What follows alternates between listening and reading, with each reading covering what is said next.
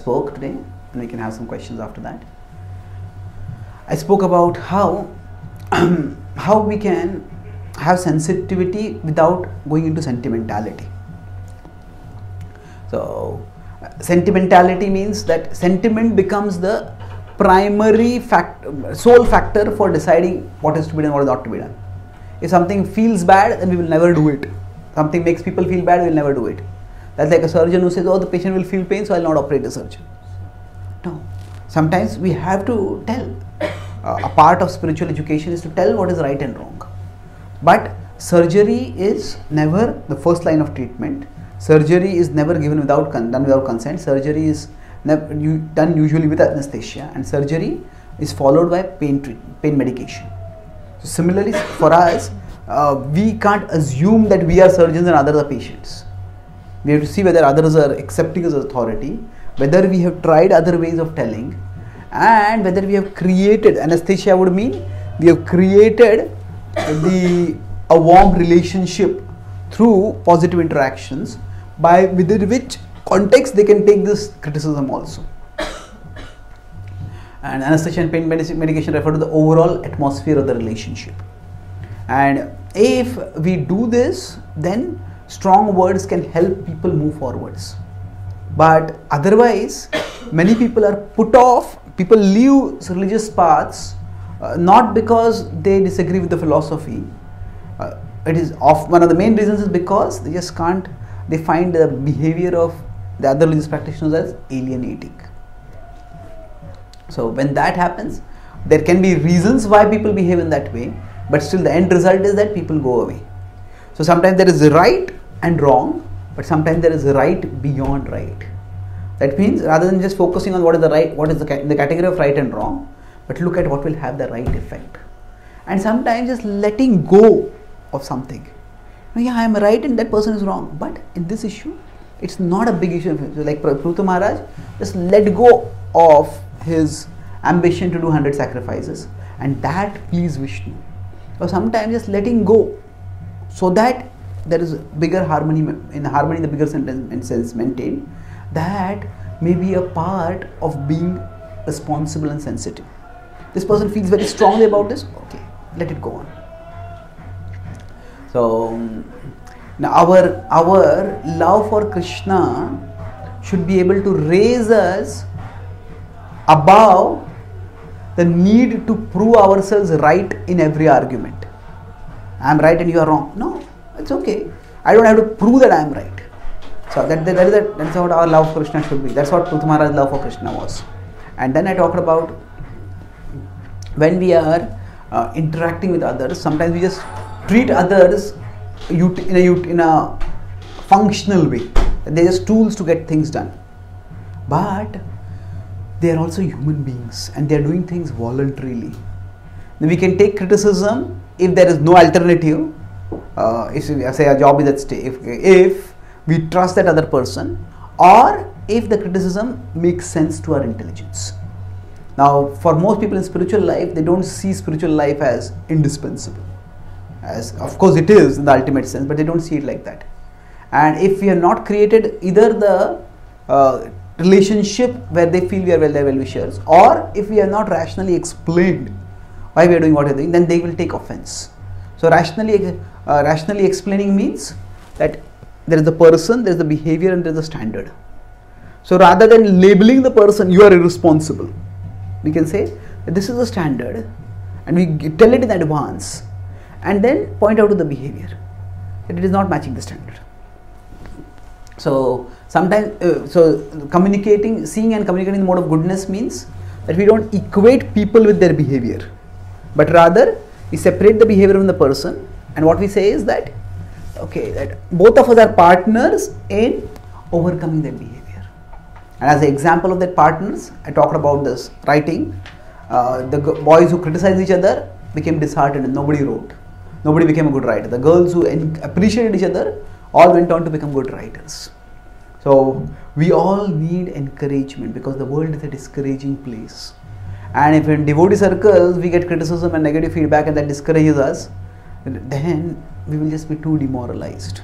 So we all can become agents of positivity by speaking words of appreciation and encouragement? Why reserve those words in a memorial after the person has departed?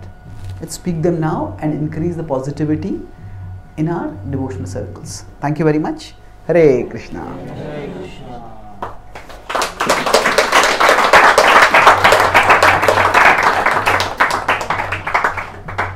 Are there any questions or comments? Yes. No, please. Thanks, that's wonderful day today also. You brought wonderful, interesting point which we have no answer. For example, Janapuri, you wonder how they behave like this, and the church they behave very nice. But behind this, what's happened, how they affected, why they behave like that, no one knows that. Similarly, there are many things going on in India.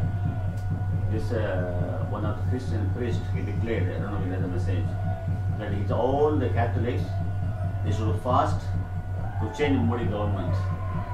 Yeah, I heard The about Modi it. government, their Christians are not very encouraged. And there are a lot of messages, this nation will be a Christian nation very soon, like that. But our devotees, how much, because there are some Hindu organizations saying you are only talking about Hare Krishna, chant Hare Krishna, what's happened, what are we with this one? Before they become your devotees, they become Christians. How much we can, what, you can write in a book about this one, for example, why the Hindu priests become like that, why Brahmas become, went abroad, as I mentioned, 1 or 2 3 points, how they neglected, and how, because there are some general people, they go to the Christians, they speak very nicely, they cannot do it easily.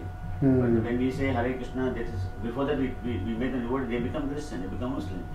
So do you have written in a book on this, or how to deal with the situation? Yeah. So I mentioned about there's mass conversion happening in India. So are we as devotees doing anything about it, or should we do anything about it? There are two different situations over it. There is ISKCON the movement, and there are ISKCON devotees as individuals. The ISKCON the movement will primarily focus on these purposes that Srila Prabhupada gave. And Srila Prabhupada focused primarily on teaching pure devotional service. So we will focus on that. But Srila Prabhupada also accommodated and encouraged many people. Many of the people who came to Prabhupada in India came not to become his followers. Srila Prabhupada went from India to America because he found that Indians were not very serious about taking to spiritual life. When he came back, say 5 or 10 years later, it was not that suddenly Indians became serious about spiritual life. Indians are still the same, but now they feel, oh, this non-India, the Western people are following our path. So then they felt a sense of pride in that. So most of the people who supported Prabhupada in his stay in India were driven by cultural nationalism. And Prabhupada also engaged them. He used them to, he engaged them in service so that they could help in building temples and removing obstacles. So that means there are two aspects. One is we encourage people to rise to a spiritual level, more spiritual level, but also we engage people where they are. So if we envision a pyramid, at the top of the pyramid it's narrow. At the bottom of the pyramid it's very broad. So like that, because the top of the pyramid is serious devotees who are following, say, the serious standards of initiated devotees. But along with that, there can be many circles of increasing radii of people who are inclined towards Krishna, but who may not be having the same level of commitment to Krishna. And Krishna talks about these various levels in the 12th chapter. From 12.8 to 12.12, he says, first, just always think of me. You can't do that. He says, practice sadhana bhakti so that you can develop attachment to me. If you can't do that, he says, work for me. If you can't do that, then work and give the fruits of the work to me. If you can't do that, then work and give the fruits to some good cause, by which you will develop some detachment. So Krishna himself gives various levels. So similarly, devotees may come from different backgrounds, and all of us may have certain concerns. Say some of us may come from a agrarian background. They feel, oh, now all the people in the villages are leaving and coming to the cities. We should do something to protect the villages. So that may be a zeal which we have. Somebody may come from a very eco-sensitive environment, and they feel, if you look at the predictions that some climate change proponents make, they say that the world is going to be in big trouble in a few decades or in a century or so. So there are many people, there are some people who are alarmists, just exaggerate things, but there are many genuine concerns also. So if you look at the world, there are many things which are wrong in the world. So similarly, one such thing is, in India there is a lot of conversion that is happening, and yes, some of them are quite aggressive in terms of canvassing people and converting people, and not just converting, but after then making them antagonistic to their parent culture. So if somebody sees Christianity as their path to God, there will be no issues with that. But often people take to Christianity not because they see it as a path to God, but because they see it as a path to either more material benefits, or they see a path to religion which allows them all kinds of sensuality also. And then, so basically what happens? They were Hindu materialists and then they become Christian materialists. So at a spiritual level there is no change in them. They stayed materialist. But the difference is, when they were Hindu materialists, at least they were favorable to Krishna Bhakti. They were favorable to Bhakti spirituality. But when they become Christian materialists, they become unfavorable, opposed, hostile to Bhakti spirituality. So then it becomes a problem. So now at an individual level, if some devotees feel inspired to do something about it, definitely they can. We, as the editor of the Bhagavad-gita, we once published a whole issue of on Krishna consciousness and Christianity, and there I wrote elaborately about conversion. So, and how it creates problem and how it needs to be dealt with. So, see, we also should not be alarmist in our dealings with, in our view of Christianity. Christians have that mandate, based on the Bible, they say that go out and make disciples of all people. So they are simply doing their job of preaching. So we are doing preaching over here, and Christians are becoming Hare Krishnas. So not in a big quantity, some small quantity, but some Hindus may become Christians. So at one level, we have to see that religion is like a marketplace. Whoever does the best marketing, they will get the customers. Now, so even if your product is very good, if your marketing is not good, those people whose product is, those people who do better marketing, they will get the product. So rather than blaming, oh, people are getting converted, we have to present ourselves better. We have to, not just better, but we also have to present ourselves in a bigger way, so that we can attract more and more people, help people understand the glory of Bhakti spirituality. Then they will not go in that direction. So rather than blaming them, just say it's we who are not doing our job. It's we who are not doing our job, because of which, if you see, if we start presenting properly, then people will get attracted. At another level, if some devotees feel individually inspired, then they may decide that we can work to protect the broader Vedic culture, broader culture in India, and they may do some programs of mass education or just general dharmic awareness, even if people don't come to the level of bhakti. That is something which is up to individual. It's not that with respect to such initiatives, different devotees will have different opinions. Some people will say, yeah, it's very important. Some people say, why are you doing this? Just practice bhakti.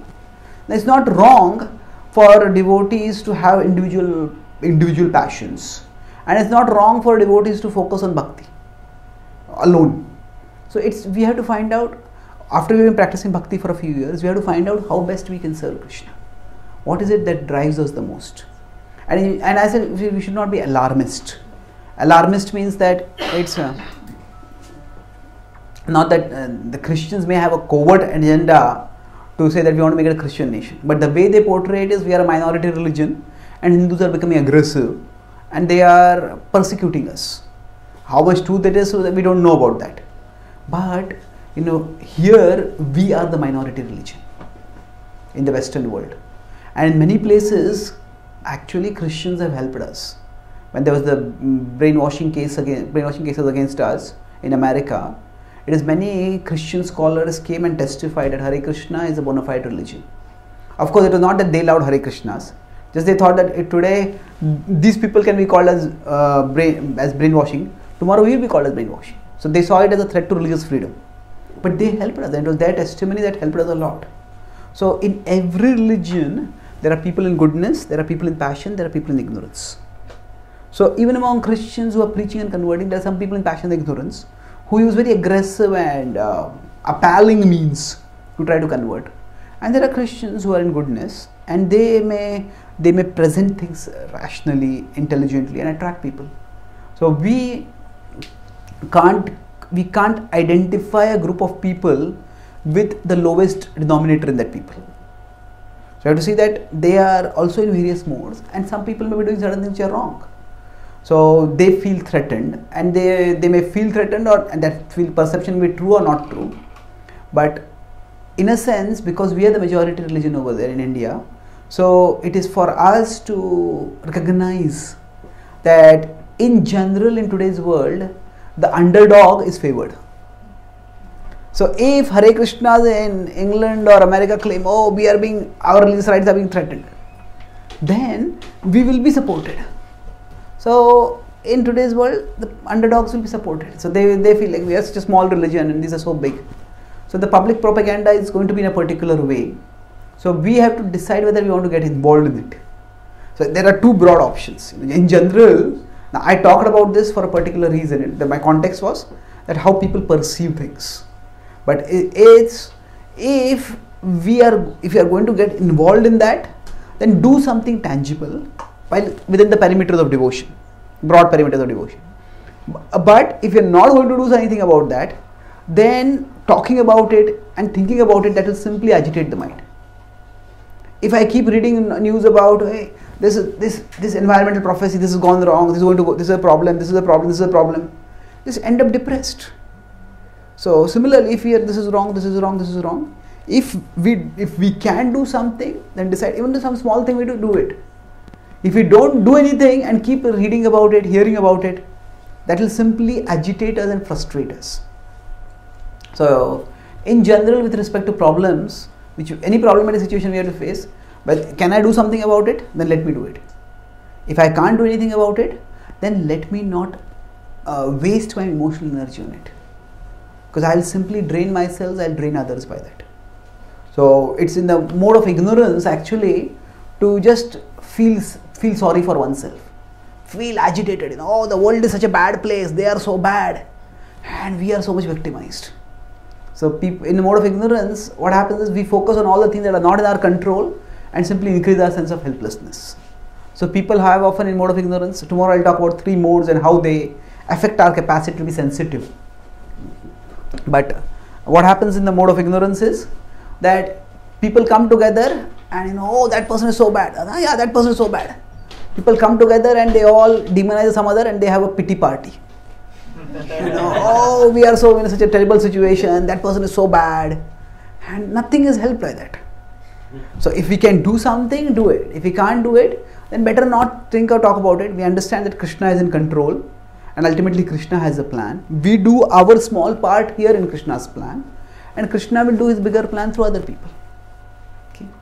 Can you talk personally about this later, bro? Yeah, okay. The point is not personal, but the point where you say is correct. My question was a little bit different than what John said. Yeah, something extra came to me. But you made nice point, Jagannath Puri, why they behave like that. This is just innocent people come and ask me question. Some apparent bad things in our religion is the consequence. Yeah, I have written these 2 books, OMG and PK. Okay. There I have addressed it. They're not just devotional books directly. Many other things like this. Yeah, they're generic books which are talking. Yeah, the yes. Kind of questions I addressed in those 2 books. Yes. Any other questions? Yes. Yes, yes. Mata, you had a question? Yes. Yeah, please. You spoke about they are a group of writers or a group of persons also who improve them. By encouragement. Yes. How to join them or to have some address?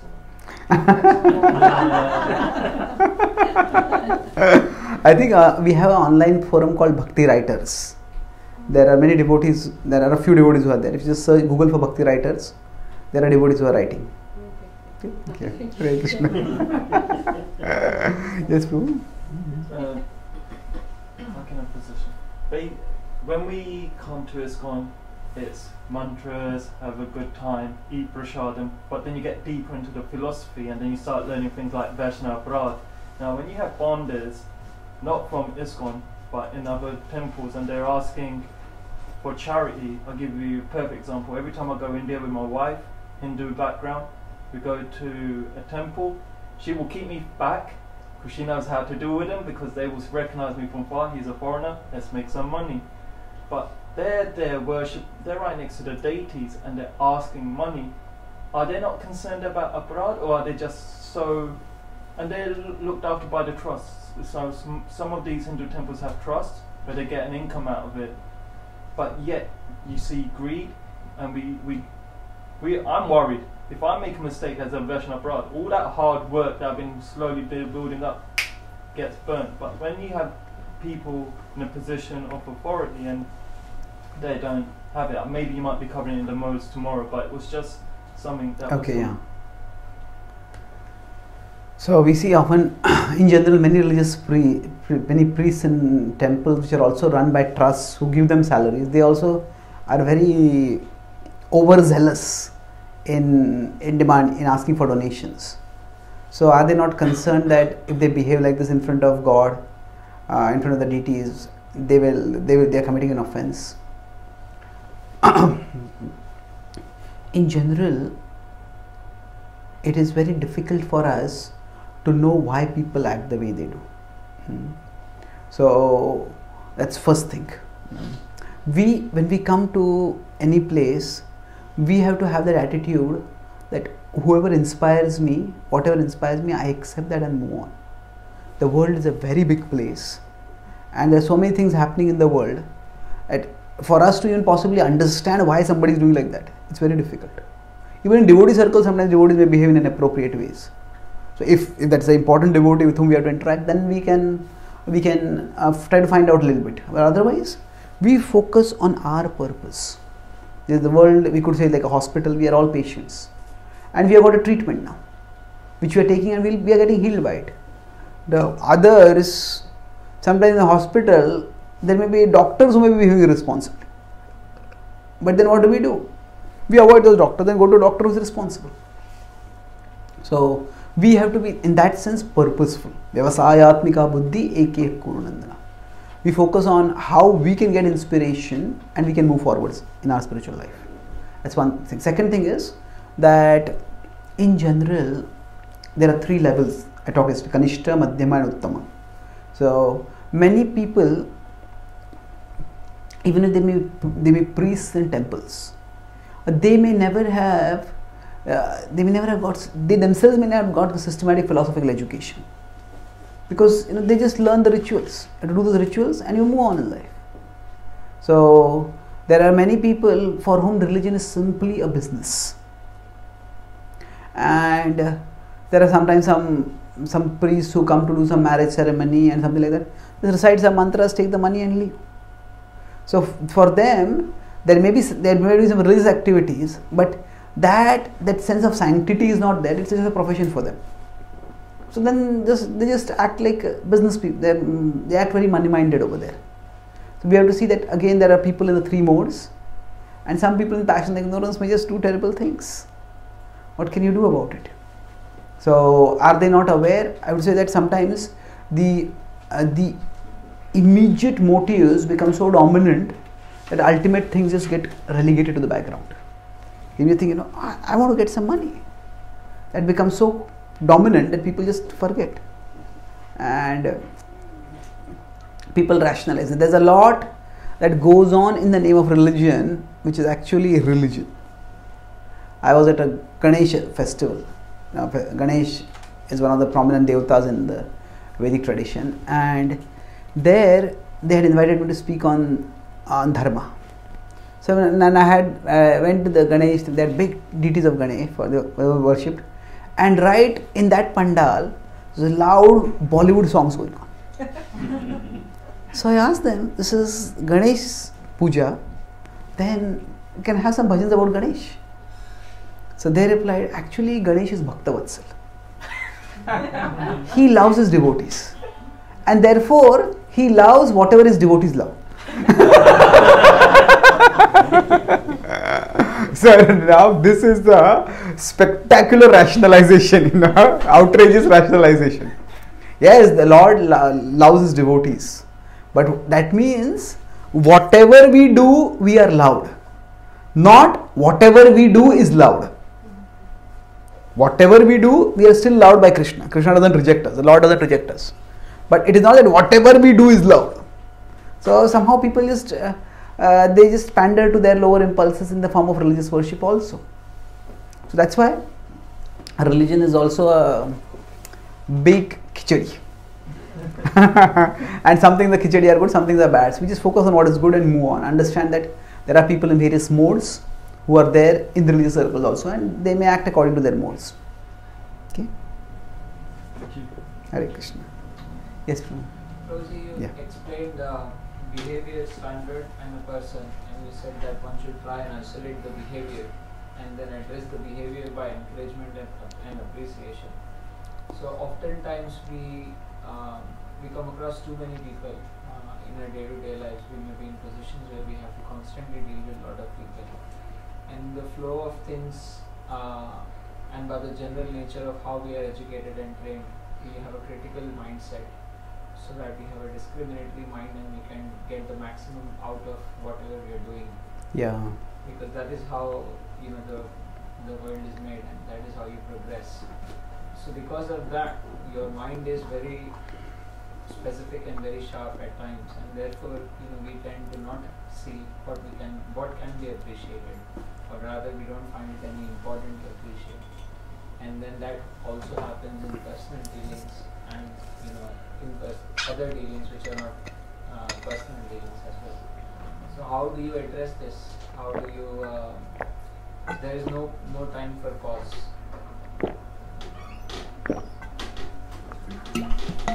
Yeah. So when we are so busy and we are in a functional mode, at that time we don't feel the need for appreciating others, and that percolates in all our relationships also. Yes. We interact with many people, and not all relationships can be given equal importance. At least the people who are very important for us, with them we need to spend some quality time, apart from just functionally doing things. So at least with them, if we spend time appreciating what they are doing, and there can always be occasions where somebody's birthday, some anniversary is there, some special moments when they have achieved something is there. At that time we appreciate. So if we make sure at least at those times, in the routine flow of time, day to day, it's very difficult to suddenly stop and from the functional mode to suddenly go to appreciative mode. It's a little difficult, but there should be time when we are able to do that. And if you can earmark special occasions for that. So on birthdays, we may just wish happy birthday to people, but instead of wishing happy birthday at that time, we also make some specific appreciation to people for what they are doing. That helps them. That helps. Also, if we at least develop a habit of appreciating some people on a regular basis, then that habit will also grow. It's not that we necessarily have to spend a lot of time in appreciating. It's just that we have to direct our thought in that way. So when I am one of my services is I am editor for Back to Godhead. So whatever articles are submitted, I'm an editor, reviewer, editor for many magazines. So then whatever is written over there, whatever people write, they send it to us, and then we have to review it and we have to say, is this suitable for publishing Back to Godhead or not, or is this suitable for publishing? So now what happens is, by nature, our eyes go to see what is wrong. Because of this can't work. Because of this can't work. This can't work. And that is an important service of reviewing. But then we try to make sure that either we write something positive to encourage, or we don't send the review directly to the authors. We have a group, and then the chief editor who sent the review, chief editor adds something positive also with it. So we have to create some structure by which the effort is appreciated even if the product needs improvement. So it's not that we have to. So if I am reading a piece of article, I can see the negative in it, but I can also see the positive in it. I may focus on the negative because that's what I feel is important for me to communicate, because of which this it doesn't work. But there's a positive also, and if I just direct my thought in the direction, I can notice that also. So I would say it's not so much because of the lack of time, it is more because we are not habituated ourselves to think in that direction. So if you start doing that, just start with small people. You just decide that, okay, I'm one person I'll appreciate every day. And just small appreciation also. So once we had in the Brahmachari ashram, we had a lot of devotees criticizing each other. They said appreciate each other. And I said, there's nothing, I don't find anything good in this person. So I said, if you can't appreciate anything, appreciate how nicely they put the tilak. Appreciate something. So if you want to, we can always find something to appreciate, not in the flattering sense, but in the genuine sense. And once you start that, the habit also grows. Then it gets a momentum of its own. And actually, if you start looking for good, it is cheerful also. We find something good, we speak something good, and people feel good, we feel good about it. So it creates positivity in our daily routine also in due course. Okay? Thank you. Yes, Ramcharan, you want something? Yeah. Often we stress ISKCON and to develop those qualities of humility, tolerance and everything. It becomes very difficult because you're trying to develop these qualities. At the same time, you see that if you are in that mode, then you get taken advantage of. So you also have to, play the other role as well, to find out which, who's got what agenda. No, that's true. Then, sometimes you are in a way where you want to serve Krishna and Prabhupada with all your heart because of what they have given you. But then you have to put these stops, because where these people are concerned, I have to behave this way, this way. And it does, spoil your consciousness while you're serving. Because you don't want to do that. You want to go all out, because of what they have given you. That's Prabhupada true. and Krishna. Yeah. So if we try to be humble as we are expected to be, then we may be taken advantage of. And we want to serve wholeheartedly. But at the same time, we have to become somewhat calculative and evaluative in seeing who has what agenda. So how do we prevent that from, say, disturbing our devotional mood? Yeah. See, I gave a series. I had a one-day retreat in Leicester, where I spoke about redefining our relationship with ourselves. So one whole session was on misunderstandings about humility and tolerance. So misunderstanding about humility means that it is to think that being humble means anybody does anything to me, I let them push me around. That is not humility. Humility means, Srila Prabhupada defines in the 13th chapter of the Bhagavad-gita, 8 verse purport, 8 to 12 verses purport, that humility means to not be anxious to have the satisfaction of being honored by others. To not be anxious to have the satisfaction of being honored by others. That means we may be honored by others, and we may also feel satisfaction when others honor us. But we are not craving for that. We are not worried for that. We are focusing on something bigger. What is that? Our service to Krishna. So to phrase this thing another way, humility means to not let our ego come in the way of our purpose. If my purpose is to serve Krishna, even if somebody disrespects me, I'll still accept that and continue my service. But if my service requires me to take a strong position, then I'll take that also. So basically, humility means that our focus shifts from our ego to Krishna and Krishna's service. And for Krishna's service, yes, we have to be shrewd. Now, sometimes some people start exploiting us, start taking us for granted. Then we all want to help others, we want to serve others, but ultimately we are here to serve Krishna. And if serving others is helping in the service of Krishna, then that is fine. But if people are just taking us for granted and they're just dumping their things on us, then we didn't come here to become dumping bags for others, isn't it? Sometimes people have issues and they want to talk with us. Yes, we'll be happy to talk with them. But then, if after talking with them, we give them some suggestions, some guidelines, and they don't follow it, and again they want to come and talk. And we have to see our time is also valuable. We are meant to serve Krishna. So if service to Krishna is not happening, then we have to be discerning. So that discerning can be done with a service attitude, or it can be done with a judgmental attitude. Judgmental attitude means, this person like this. We fix labels on people. Oh, this person is very selfish. This person is very lazy. This person is very money-minded. Rather than saying like that, we can say that this person has this weakness because of which they are not suited for this service. So somebody says, if somebody is required for, we want to have somebody for guest reception, and some people they like very clearly defined, do this. They don't want to stretch themselves. If they told them, specify them, they will do it very well. But if they told them stretch, they will just resent too much. But if you are in guest reception, you may have to do what is required at that time. Then maybe you said, because of this weakness, this person is not suited for this service. We can give them this service. So we can say, we have to be, we cannot live in the world with closed eyes. So we have to evaluate, especially if you're in a responsible position of allotting services or giving people some responsibilities, then we have to see who is fit for what responsibility. So we can't not see faults in people. One extreme is living with almost like closed eyes, thinking, oh, everybody is a devotee, I should not see any fault in anyone. But then some people will just not be good at somebody. Somebody is tone deaf. They have no sense of music, and we make them the leader of the Sankirtan party. That will be miserable. So everybody will be miserable. This is obvious, we can't do it.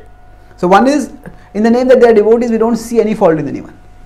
But the other extreme is, we see only the fault in the person, and we equate them with their fault. See, this person has this fault, but they are also a composite person. They have some good also. But because of this weakness, they cannot be given this service. Maybe we have to find some other service to do for them. So if we see people, a tendency of the mode of passion is to split people into convenient shapes. And the mode of goodness is more integrated, more holistic. Everybody is a combination of strengths and weaknesses, and we all have to manage each other's weaknesses, and we have to tap the strengths. So we have to be shrewd, and we can be shrewd in a judgment, in the service attitude. So if our purpose is to serve Krishna, then we see that all this is a part of the territory itself. All these challenges, actually, honestly speaking, although there is a lot of passion involved in taking up responsible services, we also have that passion within us. Even if we have come to serve Krishna, but still, we are not free from passion. So when there are some challenges to be faced, there are some deadlines to be met, there are some projects to be done, then we feel a sense of excitement and achievement. So we may think, I just want to purely serve Krishna, but if everything was pure, I don't know. Okay, many times devotees in the ashram say, devotees feel, I have so many services, I don't have time to study scripture. But then you give them time to study scripture, and then today you have a whole day to study. They study for half an hour, 1 hour, and they'll maybe start chit-chatting after that. So the nature of the mind is that if we are put in a situation of goodness, we'll start looking for passion. I want some stimulation. We are put in a situation of passion, we say, hey, there is not enough goodness here. So the nature of the mind is that it will keep us dissatisfied. Wherever we are put. Now, this is not right, this is not right, this is not right. Even if we go to paradise, the mind will say, yes, but... So there are certain passionates, we live in a passionate world. We also have a passionate mind. So being in passionate, challenging situations also stimulates us. So we don't want to fully be in the mode of passion, but we want to channel the passion within us. So we can see such things not as diversions from devotion, but as opportunities to channel our passion and devotion. If we see them that way, then we will not see them as separated from devotion, but we can see them as also a part of our devotion. Okay? Thank you. So, shall we stop here?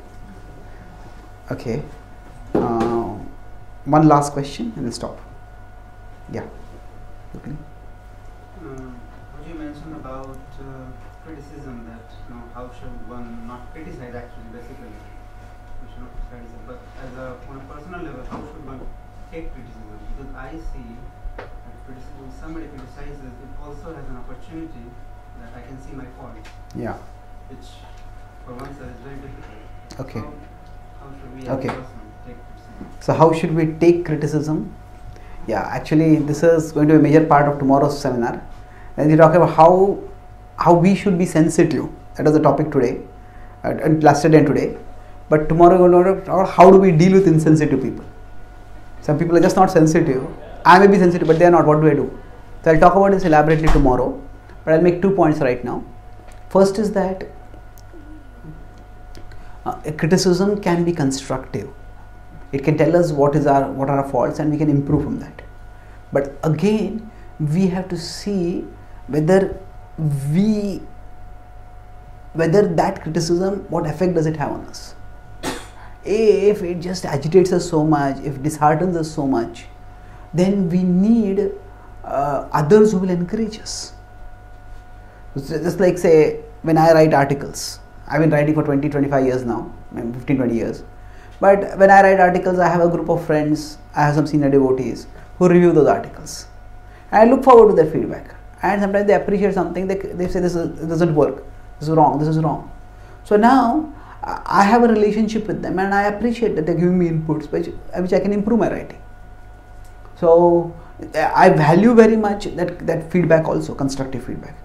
So at the same time, with me, my writing and I am separate, and I can see this is an article, and it's still in the formative stage. I can improve it. So some devotees just get too demoralized when they get criticism. So we cannot, although there are even some saintly people who say that let their critic's house be right next to your house. And what will happen? That critic will force you to keep your house neat and tidy.